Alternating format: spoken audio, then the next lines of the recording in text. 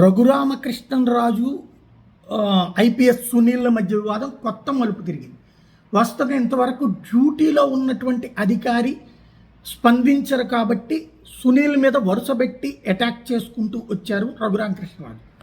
ఇప్పుడు రఘురామకృష్ణరాజుకి కౌంటర్ ఇవ్వడం, ఇక ఉద్యోగం పోతే పోయింది, ఎలాగో డిస్మిస్ చేయలేరు, సస్పెన్షన్ ఎట్లాగో ఉంది, ఇంకా పోయేదేముంది, ఏదో ఉంది కదా శ్రీశ్రీ సామెత, పోయేదే ఉంది బానిస సంఖ్యలు తప్ప అన్నటువంటి తరహాలో ముందుకు వచ్చేసేయడంతో వివాదం కాస్త కొత్త మలుపు తిరిగింది.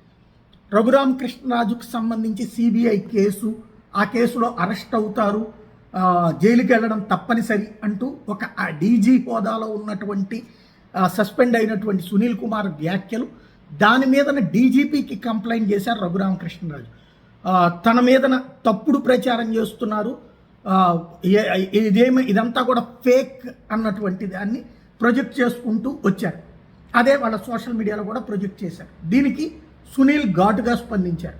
ఇప్పుడు ఆ లెక్కనైతే కనుక నా మీద కానీ, ప్రభావతి మీద కానీ, లేకపోతే సంజయ్ మీద కానీ, వీళ్ళందరి మీదన మిమ్మల్ని హ్యూమిలియేట్ చేశాము, దాడి చేశామని చెప్పేది కూడా వదంతే కదా.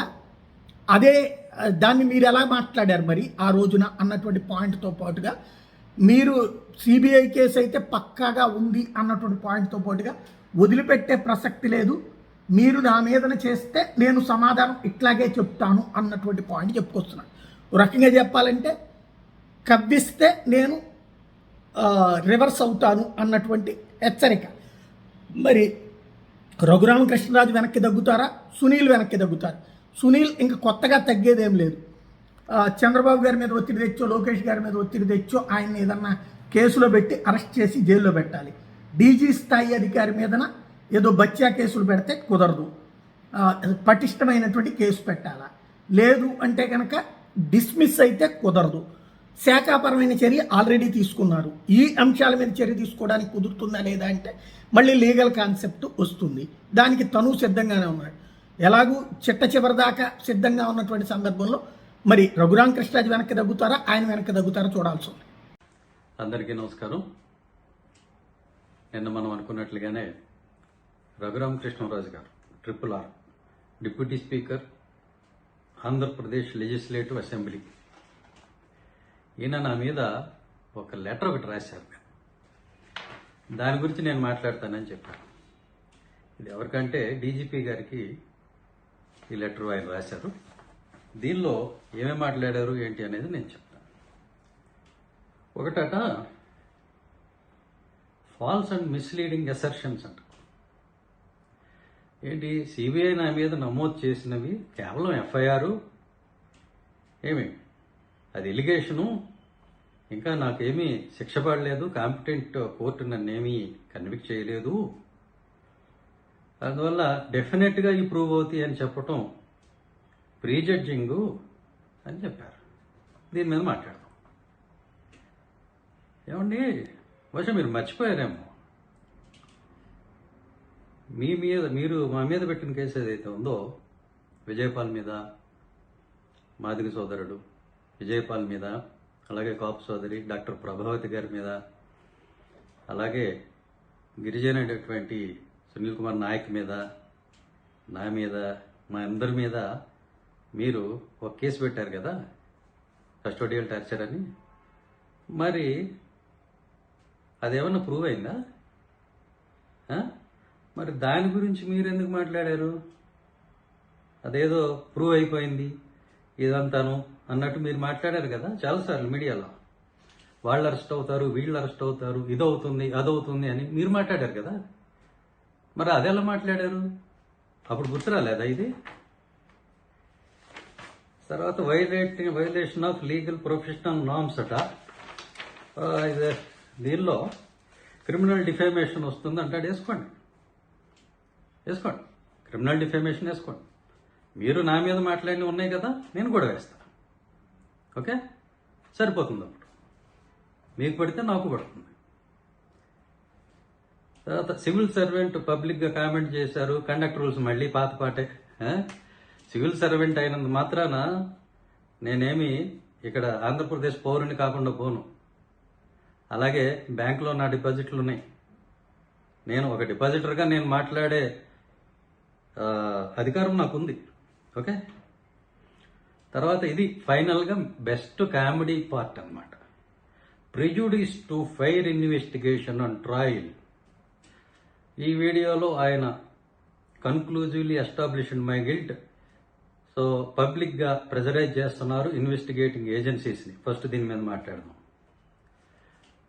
నేను మాట్లాడితేనే మీకు అదేదో ఇన్వెస్టిగేటింగ్ ఏజెన్సీస్ని ప్రెజరైజ్ చేశానని అంటున్నారు కదా. మరి మీరు ఎన్నిసార్లు పబ్లిక్గా మీ కేసు గురించి ప్రతిరోజు మీడియాలోకి వచ్చి, యూట్యూబ్లోకి వచ్చి, టీవీ ఛానల్స్లోకి వచ్చి, పేపర్లోకి వచ్చి మీరెన్నిసార్లు మాట్లాడలేదు? అప్పుడు గుర్తురాలేదా ఇదంతా? మీరు మీ ఇష్టం వచ్చినట్టు తాగి మాట్లాడచ్చు. అదే మంచినీళ్ళు, మీ ఇష్టం వచ్చినట్టు మంచినీళ్ళు తాగి మీ ఇష్టం వచ్చినట్టు మీరు మాట్లాడచ్చు, ఇంకెవరు మాట్లాడకూడదు. మరి అప్పుడు గుర్తురాలేదా ఇది? ఏది పబ్లిక్గా మాట్లాడటం అనేది? సరే, దీని గురించి మాట్లాడదు. ఇన్వెస్టిగేటింగ్ ఏజెన్సీని ప్రెజరైజ్ చేయడం. మరి మీరు ఎంతమంది సాక్షుల్ని బెదిరించారు మీ కేసులో? ఎన్నిసార్లు మీరు ఇన్వెస్టిగేటింగ్ ఆఫీసర్కి మీరు ఫోన్ చేశారు? తీయండి, మీ ఐపీడీఆర్, మీ సిడిఆర్, మీది, మీ లాయర్ గారిది తీయండి. ఎవరెవరితో మాట్లాడారో ఈ 2 సంవత్సరాల రికార్డు ఉంటుంది. ఇప్పుడు నేను పిటిషన్ వేస్తున్నా అవన్నీ ప్రిజర్వ్ చేయమని. అప్పుడు తేలిపోతుంది ఎవరు ఇన్వెస్టిగేటింగ్ ఏజెన్సీని ప్రెజరైజ్ చేశారో. అప్పుడు ఆ పిటిషన్లో ఆర్డర్ వచ్చిన తర్వాత తేలుతుంది. Okay, creating a media trial. మరి చాలా కామెడీగా ఉందండి ఇది. మీడియా ట్రయల్ గురించి మీరు మాట్లాడటం ఏంటి? పొద్దున్న లెగిస్తే మైక్లోనే ఉంటారు, మాట్లాడుతూనే ఉంటారు. మీరు మాట్లాడటం ఏంటి మీడియా ట్రయల్ గురించి?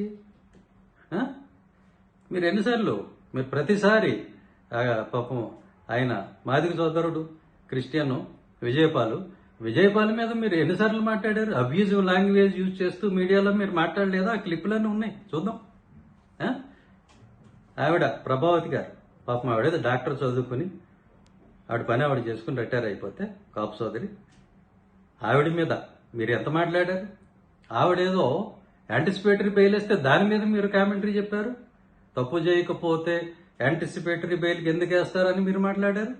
అది మాట్లాడచ్చా? మరి అదేంటి మీడియా ట్రయల్ కదా? మరి అదేమిటి? ఇట్లా మీ ఇష్టం వచ్చినట్టు మీరు చేస్తే సంసారం, వేరే వాడు చేస్తే ఏదో అన్నట్టు నోటుకు వచ్చినట్టు మాట్లాడటం కరెక్ట్ కాదు. ఓకే, ఇక ఆఫ్ చేయండి ఇదంతా, ఈ తమాషా. ఇది మీ లెటర్కి నేను ఇచ్చే సమాధానం. ఓకే, ఇక మీ మీద ఇదిగోండి, నా దగ్గర ఇంత రికార్డు ఉంది. ఇప్పుడు ఇదంతా నేను చదివి వినిపించలేదు, మన వాళ్ళకి టైం సరిపోదు. కొంచెం క్లుప్తంగా కొంచెం హైలైట్ ఉన్నవి నేను చెప్తాను. మీరేదో నా పరువు పోయింది, అది ఇది, నా మీద ఏం ప్రూవ్ కాలేదంటున్నారు. ఇదేంటి గుర్తుపెట్టారా? Action notice. మీరు ఏ తప్పు చేయకపోతే మీ ఆస్తులు వేలం వేయమని చెప్పి నోటీస్ ఎందుకు వచ్చింది? ఇది ఒక యాక్షన్ నోటీసు. ఇవన్నీ నెట్లో పెడతానులేండి, అందరూ చూసుకుంటారు. ఇదిగోండి, ఇది ఇంకొక, మీరు అప్పులు తీర్చకపోవడం వల్ల మీ ఆస్తులు వేలం వేయాలని ఇంకో నోటీస్. ఇవన్నీ ఎందుకు వచ్చినాయండి?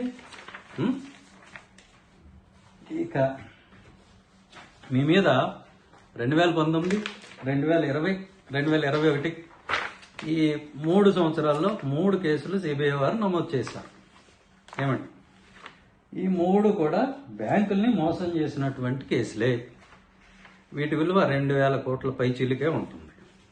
ఓకే, నేను మిమ్మల్ని 420 అని నేను అనలేదండి.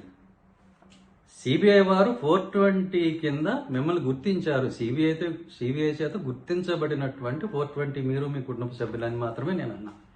ఎందుకంటే ఈ ఎఫ్ఐఆర్లో సెక్షన్ 420 అని ఉంది, చూడండి. సెక్షన్ 420 అన్నిట్లో ఉంది. ఇది చూడండి,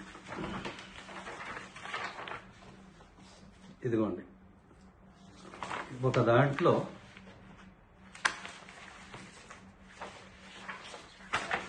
ఇదిగో చూడండి, ఇది మీ లక్కీ నెంబర్ అనుకుంటా. ఒక ఎఫ్ఐఆర్ ఏమో 4 అండి, మరి ఇంకొక ఎఫ్ఐఆర్ ఏమో 20. ఈ ఎఫ్ఐఆర్ కూడా 420 వచ్చింది. తమాషా. ఓకే, ఇందులో ఈ సెక్షన్స్ ఆఫ్ లా చూసుకున్నట్టయితే 3 కూడా 420 ఉంది. 3 ఒకటే ఆరోపణ, బ్యాంకులను మోసం చేసి ఆ లోన్ తీసుకునేటప్పుడే మోసం చేసి లోన్ తీసుకున్నారు. ఆ తర్వాత దాన్ని ఏ ప్రయోజనాల కోసం అయితే తీసుకున్నారో ఆ ప్రయోజనాలకు వాడకుండా ఫిక్స్డ్ డిపాజిట్లు వేసి మళ్ళీ దాని మీద లోన్ తీసుకుని ఆ డబ్బులు ఎగరగొట్టారనేది ఒకటి. రైట్. రెండవది, మీరేదో థర్మల్ పవర్ ప్లాంట్ పెడతాను భరత్ అంటే మీ అబ్బాయి పేరు మీద, మీ అబ్బాయి పేరు ఎందుకు తీయాల్సి వచ్చిందంటే అతని పేరు మీద మీరు పవర్ ప్లాంట్ పెట్టారు కాబట్టి ఆ అబ్బాయి పేరు మీద 420 పనులు చేశారని నేను చెప్పాను. సో ఆ థర్మల్ పవర్ ప్లాంట్ పెట్టి దానికి ఏదో బొగ్గు కొన్నట్టు, ఆ బొగ్గు అంతా కాగులు ఎత్తుకుపోయినట్టు మీరేవో కథలు చెప్పారు. దాన్ని state bank of India forensic audit report నా దగ్గర ఉంది, ఇదిగో కాగితాలన్నీ అవే. దానిలో క్లియర్గా వాళ్ళు డినై చేసి కేసు పెట్టారు. ఇవన్నీ పెట్టుకొని ఇదేదో మీకు పద్మశ్రీ వచ్చినట్టు సత్కారం జరిగినట్టు మాట్లాడతారేంటండి? కరెక్టా ఇది? సరే, ఈ 2019 కేసు మీ మీద ఆల్రెడీ ఛార్జ్ షీట్ అయింది. ఛార్జ్ షీట్ అంటే ఏమిటో మీరు గతంలో నా మీద ఒక కామెంట్ చేస్తూ డెఫినేషన్ చెప్పారు, గుర్తుందా? ఛార్జ్ షీట్ వేశారంటే సాక్ష్యాధారాలు ఉన్నాయని, అతను నేరస్తుడని రుజువైంది కాబట్టి ఆయన ఆ పదవి నుంచి తొలగించాలని నా గురించి చాలాసార్లు మాట్లాడారు. మరి అదెందుకు మాట్లాడారు? తాగి మాట్లాడారా నీళ్లు? ఇదేంటి 2019 కేసు ఛార్జ్ షీట్ అయింది అంటే మీ మీద మిమ్మల్ని ప్రాసిక్యూట్ చేయడానికి, శిక్షించడానికి తగిన ఆధారాలు ఉన్నాయి అని సిబిఐ వారు, ఇదిగో ఇందులో కూడా 420 ఉందండి, సిబిఐ వారు ఛార్జ్ షీట్ వేశారు. అందులో శిక్ష పడదని మీరు ఎలా చెప్తారండి? శిక్ష పడుతుంది అని నేను ఒక ఈ దర్యాప్తు అనుభవం ఉన్న అధికారిగా ఈ కేసు అంతా చదివిన తర్వాత నాకు అనిపించింది, నేను చెప్పాను. పడదు అని మీరు ఎలా చెప్తారు? చెప్పండి. సుప్రీంకోర్టు మిమ్మల్ని ప్రాసిక్యూట్ చేయమని చెప్పినప్పుడు అందులో మిమ్మల్ని ఏమైనా అరెస్ట్ చేయొద్దు అని ఏమైనా డైరెక్షన్ ఇచ్చిందా? చేయమనే కదా చెప్పింది. అరెస్ట్ చేసుకోవచ్చు. అరెస్ట్ చేయము అని మీకు సిబిఐ వాళ్ళు ఏమన్నా గ్యారంటీ ఇచ్చారా? ఇస్తే అది కొంచెం చూపించండి. నేను అరెస్ట్ అవ్వను అనంత గ్యారంటీగా మీరు ఎలా చెప్తున్నారండి? సో 2020 సంవత్సరం 2020 ఇది కూడా అదే 420, 120B ఇవన్నీ కూడా, ఇవన్నీ మీకు నెట్లో పెడతాను చూసుకుంటారు. ఇందులో మీతో పాటుగా number 1 Ind Bharat thermal power limited, okay. Accused number 2 Kanumuru Ramadevi, resident of 8-2-293/82/JII/212/O, road number 76, Jubilee Hills, Hyderabad 96. ఈవిడ Kanumuru Raju Raghuramakrishna, director, resident of plot number 212-0, road number 76, Jubilee Hills, Hyderabad 96. మరొక accused Kotagiri Indira Priyadarshini, director, resident of A1, Sridurga palm springs 8-2-544, road number 7, Banjara Hills, Hyderabad 34. ఇదే తెలిసిన అడ్రస్ లో ఉందే. ఇప్పుడు నేను ఇక్కడ వెళ్ళినట్టు కూడా ఉంది. ఎవరిది ఇది? శ్రీదుర్గా పామ్ స్ప్రింగ్స్ అంటే ఎవరిదో కొంచెం మీడియా మిత్రులు వాళ్ళు చూసి చెప్తే బాగుంటుంది, నాకు కొంచెం గుర్తొస్తుంది. ఇంటి పేరు వేరే ఉంది, కోటగిరి ఇందిరా ప్రియదర్శిని. మీ అందరి మీద ఇదేం పద్మశ్రీకి రికమెండ్ చేస్తూ పంపిందేం కాదు. సిబిఐ వాళ్ళు మీ మీద పెట్టిన కేసు 420 అని. గజ దొంగ నేను అనలేదండి, సిబిఐ వాళ్ళు అన్నారు. 100 రూపాయలు, 200 రూపాయలు, 1000 రూపాయలు, 1,00,000 రూపాయలు కొట్టేస్తే దొంగ అంటారు. మరి 1000 కోట్లు కొట్టేస్తే ఏమంటారు? మీరే చెప్పండి. అదే సిబిఐ వాళ్ళు అన్నమాట నేను చెప్తున్నా, నేను అనలేదు గజ దొంగని. సిబిఐ వారు గుర్తించారు మిమ్మల్ని, సిబిఐ వారు అన్నారు. ఎఫ్ఐఆర్ వేశారంటే ఏంటి? మరి వాళ్ళు మిమ్మల్ని గజ దొంగ అన్నట్టే కదా. ఎందులో ఏమన్నా మిమ్మల్ని పద్మశ్రీకి రికమెండ్ చేస్తే ఏమన్నా ఉందా? దొంగతనం చేశారనే కదండి 420 అంటే. అదే కదా ఉంది. నేను అదే అన్నా, నేనేమనలేదు. నా ఒపీనియన్ నేనేం చెప్పలా. సిబిఐ వారు ఇలా అన్నారని చెప్పా, సుప్రీంకోర్టు వారు ఓకే గో హెడ్ అన్నారని చెప్పా. ఇంకా 2021 సిబిఐ కేసు దీనిలో చూద్దాం. Same A1 Bharat power Gencom limited, house number Shiva enclave, old Boinpally, Secunderabad. Number